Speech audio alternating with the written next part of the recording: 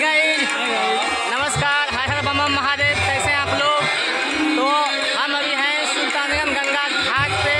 तो देखिए अरविंद भैया आए हैं, बाबा धाम जा रहे हैं जल भर के। देख सकते हैं जल भी है हाथ में। देखिए आइए, आज आप घर जा रहे हैं, गाड़ी से जा रहे हैं? अभी मैं बाइक से निकलने वाला हूँ देवघर, और गवा बैजनाथ धाम जाके जल चढ़ा के और उसके बाद वापस सोमवारी का जल चढ़ाऊँगा कल। उसके बाद कल वापस आएंगे, कुछ और भी काम है, काम करके डायरेक्ट घर।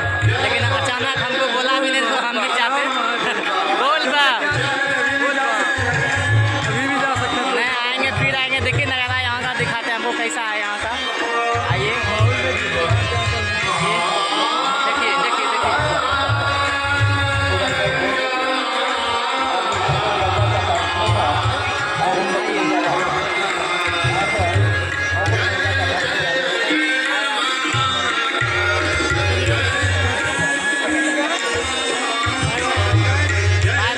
अब जा रहे हैं देवघर, बाबा भोलेनाथ को कल जल चढ़ाएंगे। उसके बाद सुबह चढ़ा के जल घर लौटेंगे।